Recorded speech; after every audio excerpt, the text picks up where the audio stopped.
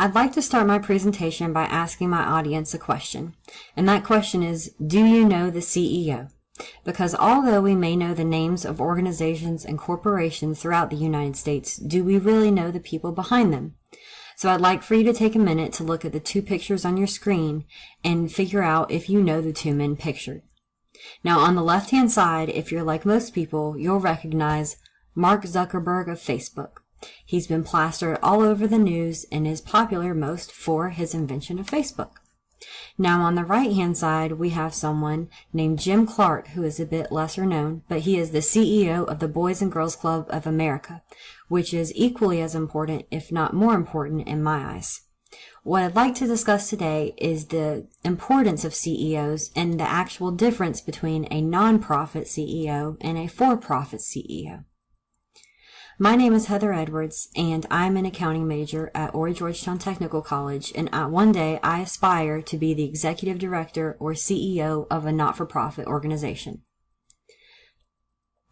Now, although we may know what CEO means, or we may know that they head corporations, do we actually know what they do? The answer is everything. CEOs have a lot of responsibilities, and some of these include day-to-day operations, financial analysis, goal and performance analysis, budget management, staffing, and contracts. Now this may seem like a lot, but the CEO is the head of the entire organization, so they do have a lot of responsibilities. Now this doesn't mean that they don't delegate their responsibilities. The number one rule of being a good leader is the best executive is one who has sense enough to pick good men to do what he wants done and self-resilient to keep from meddling with them while they do it. This is a quote by Theodore Roosevelt. I find this becomes very important because a CEO cannot handle all the tasks that are given to them. They must be a good delegator and have a supportive staff who is responsible and that they can trust to get their work done. Now, the chain of command, or how you would get to become a CEO, is that you would start out as a daily operations manager, or an operations manager, or office manager for that matter. Now, these people would handle most of the day-to-day operations, such as making schedules for staff, ordering office supplies, handling problems within the office, and managing your lower-level employees. As you move up the chain of command, you would then become a COO, who is actually an executive who manages other executives, so like a head executive. After you graduate from a COO, you would then become a CEO, and the CEO is like the owner of the corporation or the not-for-profit. They enforce policies and guidelines, and they are in charge of almost everything for that matter. They would be the top dog, pretty much. And this information comes from the Bureau of Labor Statistics.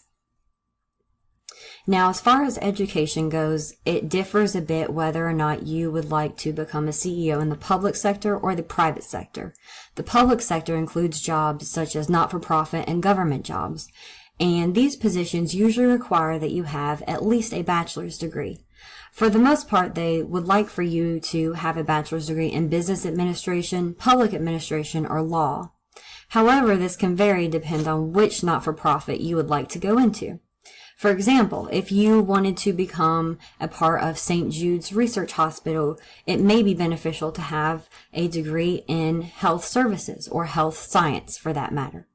If you're looking to go into the public sector, which would be more of your corporations, then they usually require that you have a master's in business administration, better known as an MBA.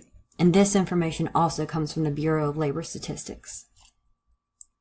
Now, we all know that corporations are scattered throughout the United States, and you can find a corporation anywhere you can throw a rock for the most part. However, nonprofit organizations can become somewhat of a scarcity because it depends on the support of the community, and it also depends on the government and what kind of grants they're willing to offer not-for-profits.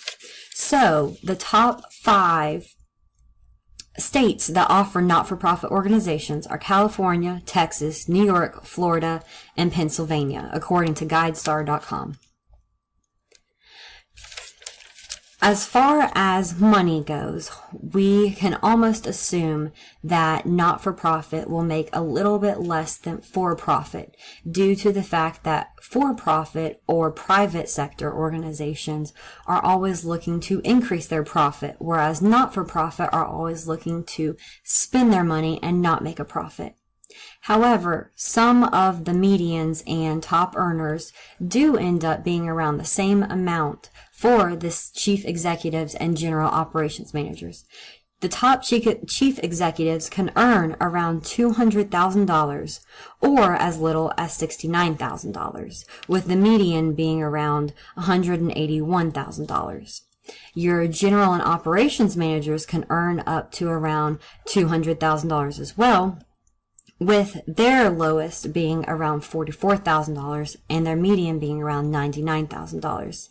And the only reason theirs is a little bit less is because, if you remember, general and operations managers are under the chief executive staff. As far as how these jobs are looking in the near future, I pulled some numbers from the Bureau of Labor Statistics, and it appears as though the top executive and operations managers jobs or positions are looking to grow between 2012 and 2024. However, chief executive jobs are looking to decrease by 1%.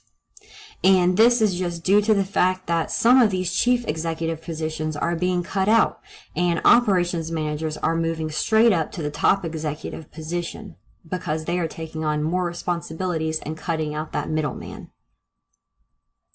Now, some people may ask, why would you want to work for a not-for-profit after I've just told you that some of their income may be a little bit less? Well, although income may be a little bit less as far as salary or compensation goes, the benefits packages associated with not-for-profit organizations are phenomenal.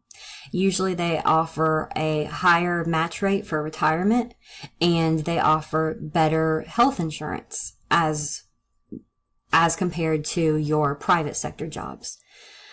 Another reason, or one of the most important reasons in my opinion, is that people want to feel like they are doing work that's valued. Not many people want to sit behind a desk and punch numbers from 9 to 5 anymore and feel as though they're just doing it for the money. A lot of people want to feel like they are contributing to something that they believe in and that they're helping others. And this is one of the main reasons that people go into not-for-profits. And it's one of the main reasons that I would love to be the executive director of my own not-for-profit one day. I hope you enjoyed my presentation and that you learned everything that you could possibly want to know about being the executive director of an organization. Thank you.